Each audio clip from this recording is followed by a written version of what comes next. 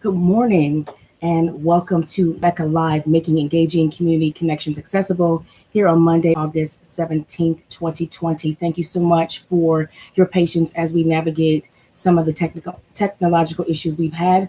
The next one that we're going to address is the lighting. As you can see, I have this kind of two-faced thing happening, but I'm excited about many of the changes that are taking place and that are currently underway. So, I want to explain a couple of things because we have people that are going to begin that have started to and will and are going to begin to view MECCA Live via the YouTube, making engaging community connections accessible channel.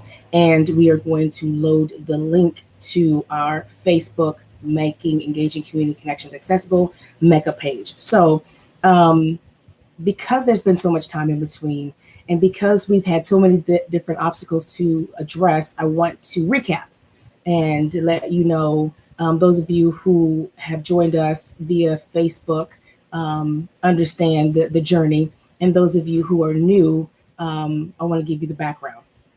So quickly, MECCA, like why MECCA? Like what is that even about? Many of you know that I have been a master's level social worker for 28 years. So in 92, I got my master's in social work. And however, when I was a teenager, I was very active. I went to sports camp. I went to summer camps. I did a lot of different things. I remember I was at a Christian summer camp and I was thinking, wow, this would be like an amazing thing to have, like a therapeutic one, right? So I thought that I was going to create that. And then as time moved on, I realized that they had been around forever. So what's my point? My point is, as I spent many years as a master's level social worker and I worked with adolescents at risk, that was, I think we don't say that anymore, but at the time that's what the term was, at risk youth. And so I worked in youth shelters and group homes and psychiatric hospitals and many different places like that. And you see the lighting changing, right?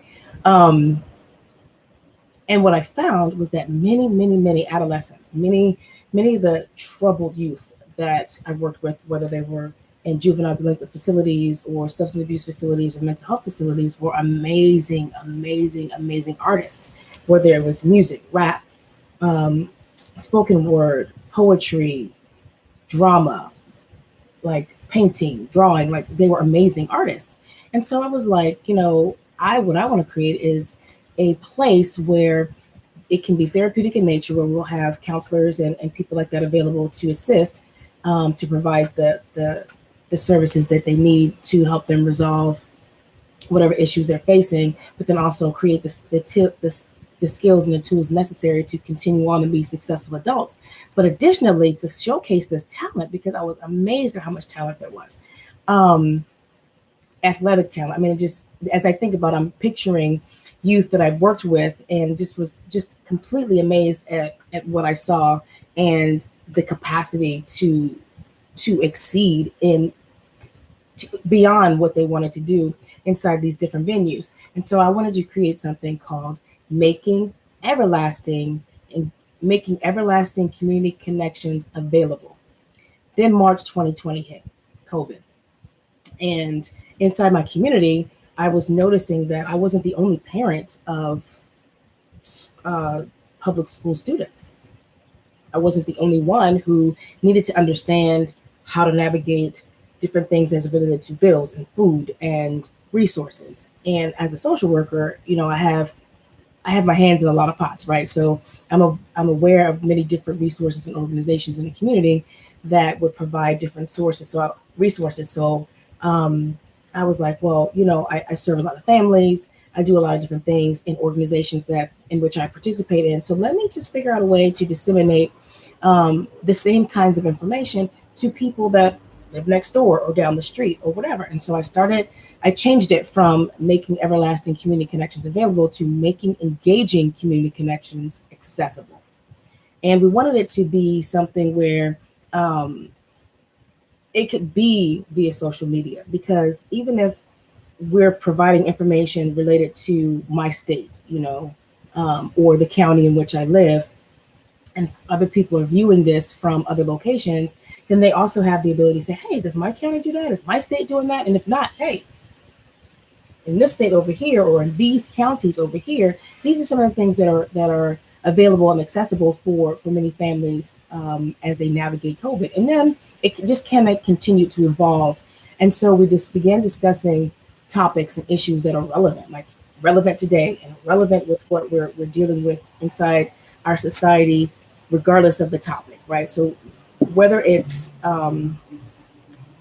something that has to do with food or resources or accessibility in the sense of, because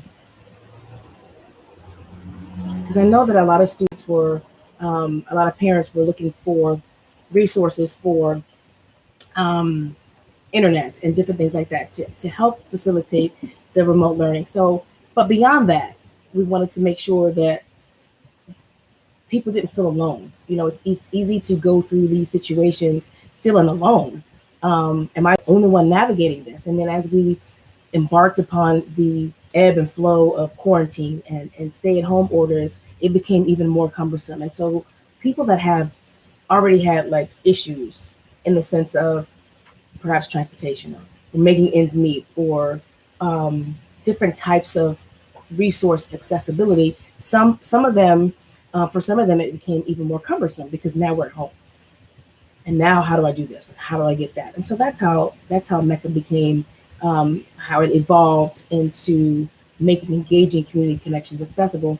What we would do is we would have a topic, talk about something relevant. So we had opening thoughts, and then we'd have a topic which we would discuss across the continuum, whether it was mental health or social justice or just available resources in the community, because there are a lot of parents that they didn't just have students that were in public school, but they also had toddlers, and they also had children that were involved in childcare that at that point became unavailable. So different things that we can do, different resources available. Wanted to present that.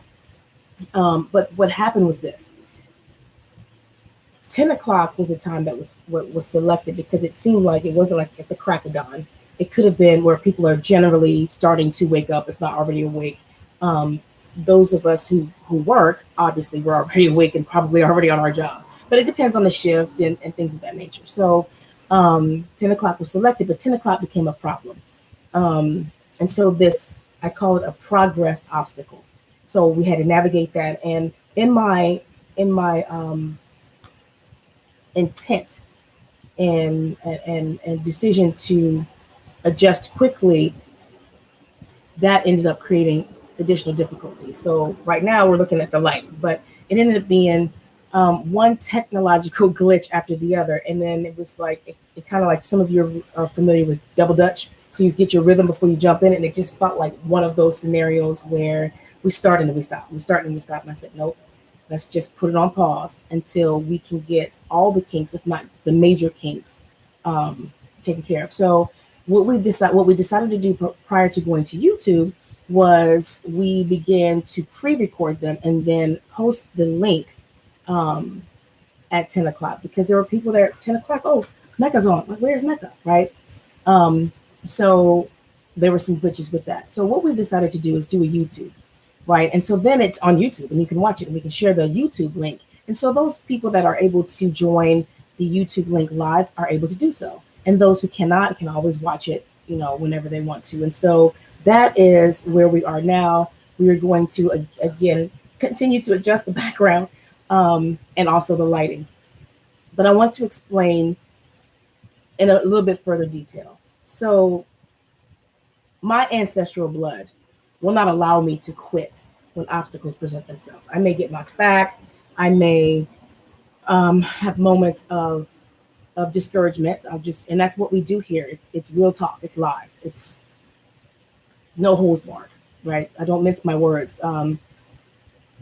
The dedication is to accuracy. The dedication is to truth, and the dedication is to real talk. That being said, in the event that information is shared and it's not quite accurate or it's changed, and that's brought to my awareness, or I discover that, I will absolutely present a retraction and then explain what happened. I don't have any problems with that. But when the obstacles presented themselves, and then when different things took place that thwarted this process, the decision was never to quit. The decision was never to stop MECCA. The decision was to reevaluate and figure out how to do it in a better process, in a way that was more acceptable and accessible, i.e., our words. And the lighting is driving me nuts, just so you know.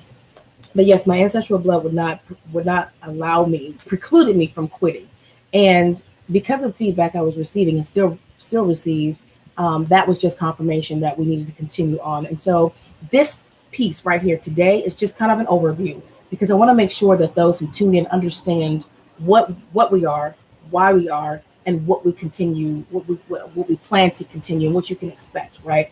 So that's what this is, and I'll explain the sessions to come. So let me just break it down. So like I said, like with COVID, with many different things, people had to adjust to. That's not helping. No, I tried. That's not helping. People had to adjust to work schedules and time frames and financial responsibilities, and figuring out how to what was, because we had this life, right? We had the schedule that was in play, and then COVID hit. Those things still need to be addressed, right? So what we needed to do was figure out how to continue to address these in our adaptive and creative mind. And so that's what we did. We did the same thing that most of humanity did with COVID. We did the same thing with the obstacles that MECCA was presented with. And so we had to improvise, and we had to adjust. Those of you who have seen the MECCA lives know that a lot of the analogies given, not all of them, but a lot of them that are provided, highlight or illuminate athletes and or military. And so here comes the athlete analogy. So like athletes, when the play falls apart, we don't fall apart because the play fall apart. We adapt, right? We adjust, and then we reassemble. And that's what we've done. So the purpose of MECCA, just so you know, the purpose of MECCA is to provide information, to illuminate resources available, to showcase and spotlight services and I don't want to say companies, but businesses and different outlets that are either serving humanity or have great deals or discounts, or is an amazing product, or something that someone has submitted to me and said, hey, I don't know if you know about this, but this is what's happening in the community, or this is what's available, or somebody may be able to use this information. And that's what we're about, disseminating information. And so in the event that I share information that aligns itself with my individual views or a specific bias, it will be identified as such. So presenting information, like a lot of times we'll present articles or research information or things that are happening in current events or the news or history. We also illuminate community events, resources throughout the country, because we do have people that are watching, that have been watching and tuning in, that are not in this state. So we air out of Florida, Southwest Florida, and so a lot of the information presented will be in the sense of like immediate local resources, will be relevant to Southwest Florida. However, if I am aware of like resources, I'll illuminate. In California, we have this, and in Chicago, we have this. You know what I'm saying? So we'll do it that way. But generally speaking, and then again, if there's information that is relegated to one topic or one area or one category, they will be identified as such. So trying to maintain that clarity in our purpose. But we have resolved to making sure that we were able to be accessible at a certain time. And we really like the 10 o'clock time slot. And the nice thing about preserving it is we can pre-record them live, either live or just record it and post them at 10 o'clock. So to preserve that 10 o'clock slot. But we did get feedback that a lot of people like the live piece. So I have to figure out if I could do an evening live and then allow that to serve its purpose. So those kinds of kinks are being worked out. But overall, we're back. We are back. So what I wanted to do, additionally, our goal is 30 minutes. there may be times when we go over because of the subject matter. My determined intent is not to go over 30 minutes. However, in the event that it's subject matter that cannot be, like, even if it's broken down into segments, still may go to 45 minutes. I'll let you know this one's going to be 45 minutes, or we may go over, and I watch the time. So if I'm getting close to the 30-minute mark, I will say, I'm at 29 minutes. So if you need to go, you can always come back. And I recognize that this live is kind of boring and like, oh my gosh, is she going to get to the point? But I wanted this one to be one that establishes who we are, what we're doing, why we do what we do, and what our purpose is, so that in the event that someone joins later down the road, what is MECCA again? They can go back to why MECCA, right? And so you have this information. Additionally, I want to add that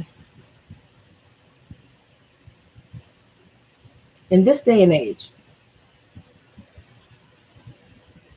where we are politically, where we are socially, where we are in a sense of social justice, where we are with the pandemic, everything that's happening right now, there needs to be voices. And I'm not saying needs to be in the sense that there aren't, but there need to be voices that refuse to be silent, that speak on behalf of humanity, that engages all aspects of courage and intestinal fortitude to address things that need to be addressed. Where would we be if the very people with a voice chose not to speak because it was uncomfortable to do so? Where would we be if we look back in our history, our respective history, our national history, our cultural and ethnic history, at the very people who gave so much, they counted the cost and paid the price anyway, that we be able to vote, read, write, and walk freely? Where would we be if they didn't say, this may cost me my life, but I'm gonna do it anyway? If they didn't say, I may not see the fruits of this labor in my lifetime, but if I die, I want to do so in the direction of progress, in the direction of freedom, in the direction of justice. Where would we be without them? And is it that far of a leap for us to not be the same? That's what MECCA's about. That's what MECCA's about. Shining the light in the dark spots, celebrating the brightness, calling to task the things that have existed for far too long, the things that are not right. And then also providing solace and respite for people who may feel the same way and just didn't realize that there was an outlet out there that was saying the same stuff, that didn't realize that it's okay for strong people to get tired, that didn't know that in certain communities, mental health issues do exist, that wanted and needed reassurance that I have this that I struggle with. And it is not a joke. It's not a punchline. It's my life and it's my reality. And I have the right and the power to advocate for that and to say that's not funny. That's what happens on MECCA Live. That's what we address.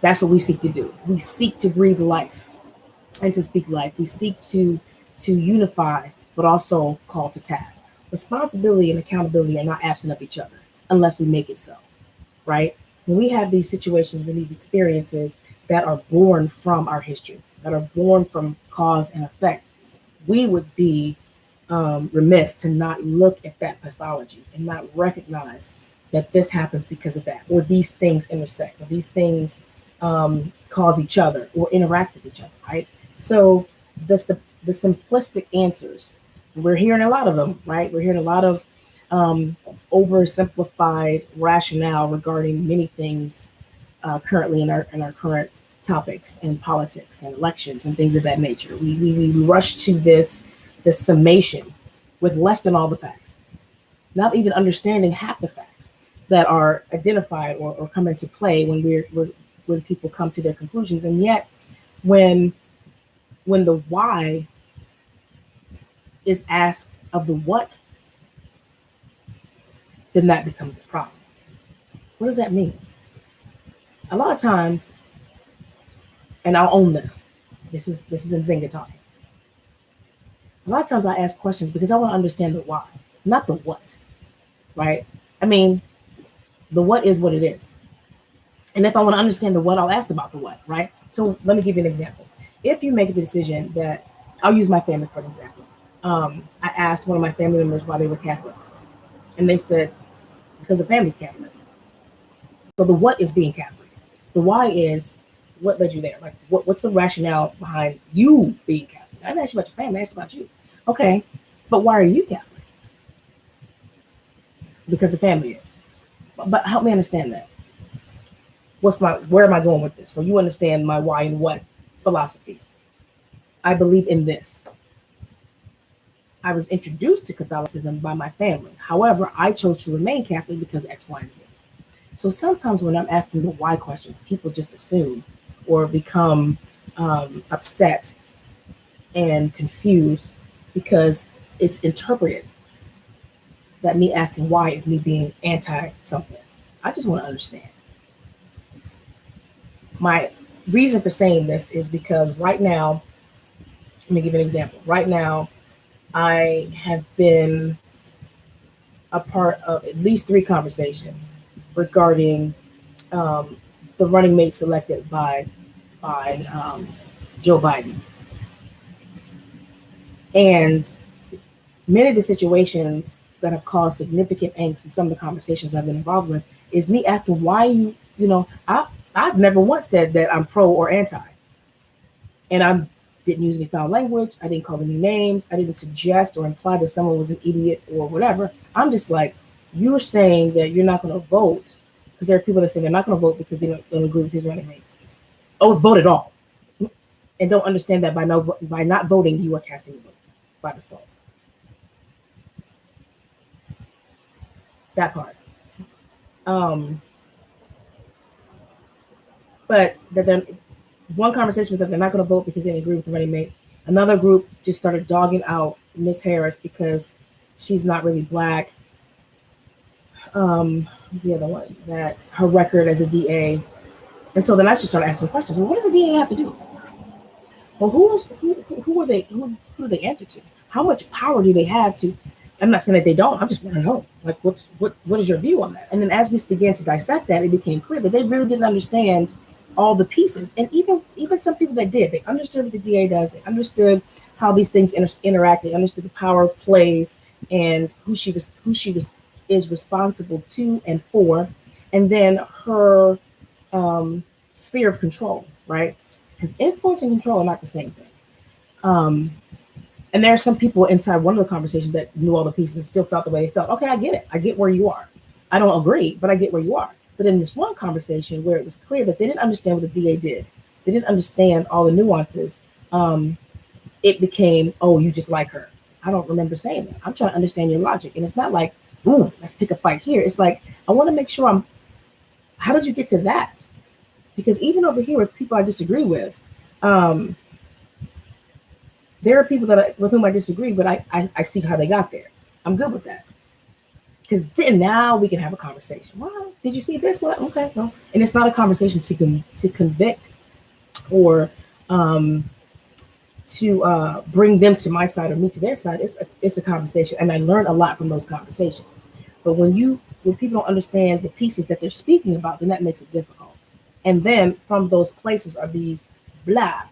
She is this and he is that and we can and it's like following a net flyer. So a lot of times when we bring this information to our lives, we're addressing the what and the why. And it's not for us to arrive at a place where we all agree. It's for us to understand the information available to us. And just to say, hey, have you considered this? That's it. Provide the information, people do what they will. That's what we do here. Making it accessible, making and engaging community connections accessible. Because when we are made aware of resources that may benefit, we want to connect them. We don't have to be in the middle of it. Hey, have you heard of this? It's like passing notes in class without getting in trouble.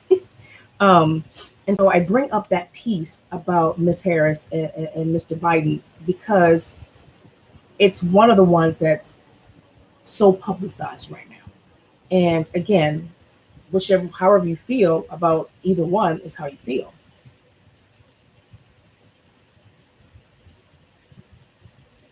What our mission is for people to understand how they feel, for people to explore what has led them to this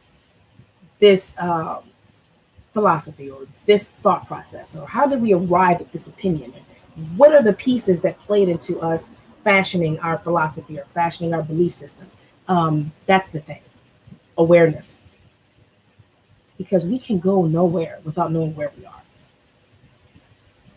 Ever have your GPS run out or stop working or lose connection, but you still have your cell phone? You can still talk to someone. And the first thing people ask, I'm not sure where I am. Okay, tell me what you see. So what is that? That's the landmarks. So that's gauging where we are. What do you see? Oh, I see the restaurant on this side. The bank is in the, okay, so I think you're headed northbound or southbound or whatever. So where you want to go based on where you are. We talk about that in as it relates to self-care. We talk about that as it relates to navigating difficult. One of our themes one week was difficult conversations, navigating difficult conversations and providing resources and information so that, to help along the way, because 30 minutes is not enough time to get into a difficult conversation and navigate it properly and accurately. So hit the hot spots, address the different things, and if it takes several days to unpack it, then that's what we do.